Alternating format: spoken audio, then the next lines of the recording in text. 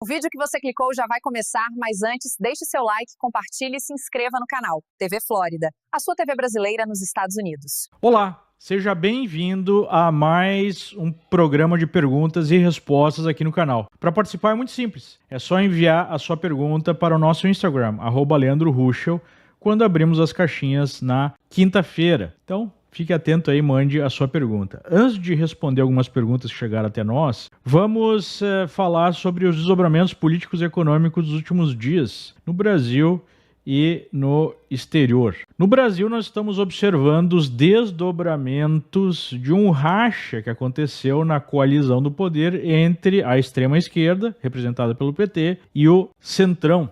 Por conta da busca do PT em expandir os impostos, no caso no IOF, e o Congresso resolveu barrar esse aumento do IOF através de um decreto legislativo. E obviamente que isso foi parar no Supremo, o governo não aceitou essa derrota e pediu a intervenção do Supremo, que é o grande mantenedor do próprio governo, nas palavras do Lula. Então o que nós tivemos foi uma decisão do ministro Moraes, aparentemente tudo é direcionado para ele, o Gilmar Mendes foi sorteado, mas direcionou para o Moraes, toma essa, né, a redonda, e o ministro Moraes resolveu anular tanto o aumento do IOF decretado pelo governo, quanto o decreto legislativo que impedia esse aumento, dizendo que iria fazer uma audiência de conciliação. É mais uma decisão política do Supremo, há muito tempo o Supremo já virou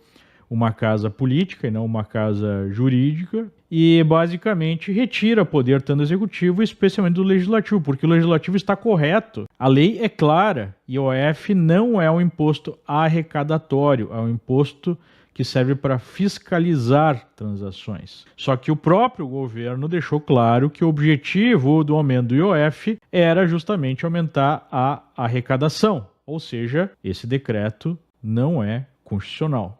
E fez certo o legislativo, tem prerrogativa para isso, de ter derrubado o decreto. Isso demonstra uma série de coisas interessantes. Primeiro, já há uma divisão no Supremo, porque se houvesse um alinhamento completo com a esquerda, com Lula, simplesmente haveria uma decisão de sustar a decisão do Congresso. Isso não aconteceu. Por quê? Porque há essa disputa interna do Supremo. O Supremo não é um poder que age de forma isolada. O poder do Supremo está ancorado no poder do establishment brasileiro, e esse establishment brasileiro é representado pelo Centrão. Foi interessante para o Centrão tirar o Lula da cadeia, colocar na presidência como movimento maior de blindagem de todo o establishment. Tanto é que não foi só o Lula, praticamente todos os líderes políticos tiveram as suas condenações anuladas lá pelo Supremo na Lava Jato. Só que o Centrão diverge da extrema-esquerda do PT em relação a qual deve ser a direção do Brasil, especialmente a direção econômica. Enquanto o PT enxerga como modelo a Venezuela,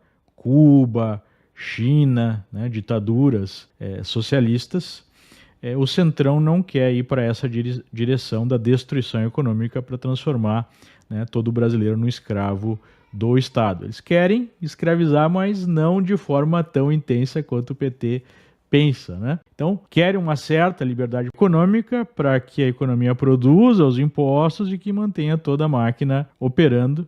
Já o PT tem como objetivo a destruição econômica mesma para garantir o controle absoluto, o controle político. E obviamente que não há aí essa confiança do Centrão como participaria num sistema desse. E aí, por conta desse programa claro do Lula, que é quebrar o país através do aumento sistemático de despesas e através do aumento sistemático de impostos, nós tivemos a radicalização do discurso, com a esquerda utilizando as suas milícias digitais para atacar o Congresso, para atacar o presidente da Câmara, poupando um pouco o presidente do Senado, que é mais próximo ao PT, chamando até o Congresso de inimigo do povo, utilizando toda essa estrutura digital influencers e vídeos com inteligência artificial para isso, né? O irônico disso tudo é que eles fazem exatamente, né, o que acusam a direita de fazer. Enquanto na direita a maior parte desse processo é de fato orgânico, sem uma centralização, na esquerda há entidades, políticos, pessoas umbilicamente ligadas ao PT desenvolvendo essas estratégias que,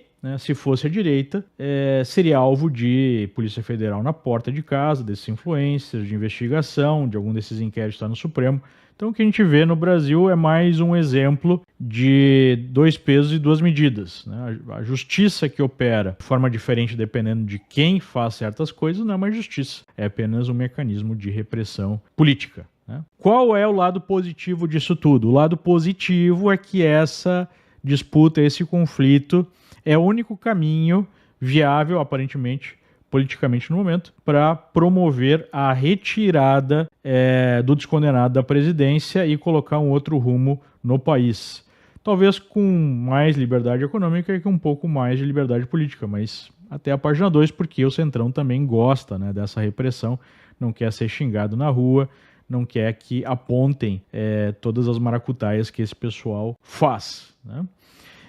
Qual é o lado negativo disso tudo? O lado negativo é que esse pessoal não quer a direita no poder. Eles querem uma direita permitida. Eles querem um novo PSDB, um novo Alckmin, um novo Aécio Neves, que faz de conta que é direita, mas na verdade é um socialismo light, né, que não chega até o modelo venezuelano. E parece que o sistema se organiza para fazer essa mudança em 2026. Falta literalmente combinar com os russos, né? Porque a esquerda ainda mantém uma parte do Supremo, controla uma parte do Supremo, controla uma série de aparelhos no Executivo, no Judiciário e até mesmo, né, tem uma representação legislativa, apesar dela estar cada vez mais limitada. Qual é o problema para a esquerda? Não há apelo popular. Essa historinha de Robin Hood, né, de tirar dos ricos para dar para os pobres, pouca gente acredita, só os idiotas úteis de sempre que representam, sei lá, 1/5 da população, 1/5 do eleitorado, né? Todo mundo sabe que o aumento de impostos serve ao Estado, servem àqueles que orbitam o Estado e não servem ao povo. O povo recebe algumas migalhas, mas o grosso fica, né, na máquina pública ou até mesmo na corrupção desenfreada, como a gente viu no caso do INSS. Imagina só a festa que deve estar em Brasília com todo mundo sabendo que não existe mais uma Lava Jato e nem existirá tão cedo. Então há esse descompasso entre o que o PT quer, o que a população brasileira quer, em sua maioria, e o que o próprio establishment quer para o Brasil, e isso gerou um otimismo no mercado. O dólar está caindo, né? O real está se valorizando nas últimas semanas, a bolsa deu uma alta. Por quê? Porque há perspectiva cada vez maior de mudança do regime. Não creio que será tão fácil quanto o mercado acredita, mas essa é uma possibilidade. E aí nós observamos, né, algo bastante curioso, a milícia, não a digital, a milícia física, né, da esquerda, invadindo lá o prédio do Itaú para promover um protesto, né? Só que o Itaú, a herdeira, uma das principais herdeiras do Itaú, foi a maior doadora, a segunda maior doadora da campanha do Lula. Esses bancões têm apoiado sistematicamente o PT, né? Então, obviamente, por que eles apoiam? Muita gente pergunta. Ora, porque para empresas que estão estabelecidas, é muito melhor um governo intervencionista para, na regulação, manter a concorrência fora e ainda, né, concentrar poder político para ter benesses, para ter aí subsídios e assim por diante, né? A maior parte dos industriais brasileiros, do mercado brasileiro, gira em torno de benefícios do Estado. Então é por isso que esse aparente paradoxo acontece, né? Capitalistas apoiando socialistas, porque basicamente é a forma que os megacapitalistas, que os metacapitalistas têm para manter não só o poder econômico, mas também o poder político. Obviamente que esse processo é instável, porque você usa essa esquerda, né? Talvez aqueles idiotas úteis que foram lá no Itaú não sabem, né? Mas eles são soldadinhos dos bilionários, dos globalistas. Só que de vez em quando há um racha. Esse pessoal se revolta e quer fazer as coisas da sua forma sem ficar nesse socialismo light, né? E aí acontecem coisas como a Venezuela, ou a própria Revolução Russa foi algo nesse sentido. O Lenin falava que os empresários produzem as cordas que vão ser utilizadas para enforcá-los, né? É mais ou menos isso que pode acontecer com esse pessoal globalista se eles perdem o controle da situação. Mas não parece ser o caso no Brasil. No Brasil a gente tem o establishment já operando desde Lisboa, né? Aqueles encontros do judiciário, de políticos, de empresários, de outras lideranças para definir o que fazer. E de lá a gente viu integrantes do Supremo, até mesmo o seu presidente, abrindo o jogo, dizendo, olha, nós fizemos a melhor regulação do mundo para as redes sociais. Ou seja, ele está abertamente dizendo que usurpou a prerrogativa do legislativo de criar leis, né? E ainda, não sei o que é o pior, chamando uma censura indireta de regulação. Também se defendeu dos conflitos de interesse, dizendo que isso é um preconceito com empresários, porque ele se reúne com índios, com pobres, com empresários, e todo mundo deveria ter o direito de acessar o Supremo, né? Só quem não pode acessar o Supremo, que não tem conversa, é a direita. Todos os outros grupos brasileiros podem e interagem com o Supremo. Mas o grande problema não é falar com o índio, né? O grande problema é o conflito de interesse de você estar tendo esse tipo de evento patrocinado, direto ou indiretamente, por pessoas que têm interesses na própria corte, né? Você nunca verá a Suprema Corte Americana, por exemplo, se envolvendo nesse tipo de evento, ou abertamente falando que promoveu a regulação, né? Criou leis como se faz no Brasil. Barroso chegou ao ponto de fazer um discurso defendendo a política adotada pelo governo, né? Que o déficit é um problema, mas tem coisas positivas, que o Brasil vai bem, não como ministro supremo, mas como quase um integrante do próprio governo, né? Essa é a tragédia que nós vivemos no Brasil. Aqui nos Estados Unidos, nós tivemos uma semana muito positiva para o Trump. Ele conseguiu aprovar o orçamento que gerou muita polêmica, gerou racha entre o próprio Trump e o Elon Musk, né, um dos seus principais apoiadores. Quem era contra esse orçamento era contra por dois motivos basicamente inversos, né? O pessoal que era contra o orçamento da direita afirma que o orçamento não faz o suficiente para combater o déficit, não é um orçamento que atinge o equilíbrio. Já o pessoal da esquerda, e parte até mesmo da direita, dizia que ele cortava demais. É o problema, o paradoxo que nós vivemos no mundo inteiro, né? Politicamente, os gastos do governo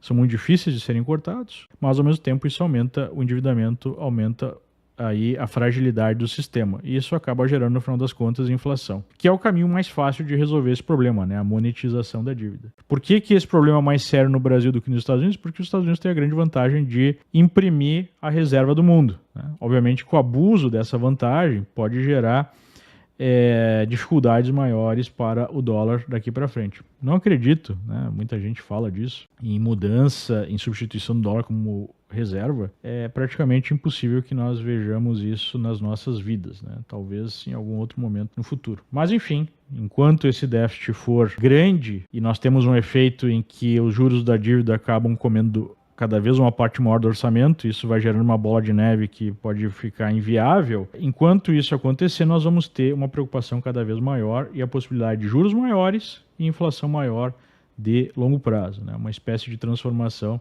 dos Estados Unidos numa espécie de Brasil, guardadas as devidas proporções. Como é que o Partido Republicano, o próprio Trump, imagina sair dessa armadilha? Através do crescimento. Esse crescimento pode ser gerado com corte de impostos, com diminuição da regulação, com diminuição do preço da energia, através do desmonte dessa agenda ambientalista radical. Isso tudo poderia gerar um crescimento que faz com que a relação dívida-PIB seja cada vez menor, né? Esse é um caminho possível. Temos que pensar que há também o efeito da inteligência artificial, que promete um aumento significativo da produtividade, que é, no final das contas, o que define o crescimento econômico, né?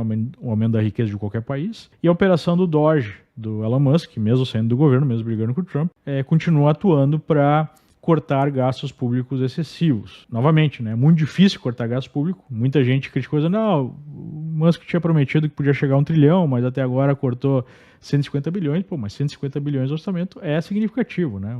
O número seria um corte de pelo menos 1 trilhão por ano, né? Mas 150 bilhões já é 15%. Então, o Trump vai surfando uma onda bastante positiva, depois de ter feito o ataque no Irã que não gerou mais desdobramentos, chegar a um cessar-fogo, está chegando a um cessar-fogo entre Israel e Palestina, voltou atrás em relação à agressividade das tarifas, isso não está gerando inflação ou desaceleração econômica significativa, vieram dados de emprego muito positivos, e o Trump apresenta uma popularidade maior do que no primeiro mandato, para desespero da esquerda. Por sua vez, a esquerda americana parece seguir o mesmo caminho da esquerda brasileira e apostar na radicalização do discurso. Nós tivemos um candidato muçulmano, socialista radical, dá para chamar tranquilamente o sujeito de comunista, ganhando as primárias dos democratas em Nova York. Nova York é um estado controlado pelos democratas há décadas, a cidade de Nova York em si é mais esquerdista ainda, e a gente tem esse tipo de discurso, né, como, por exemplo, a criação de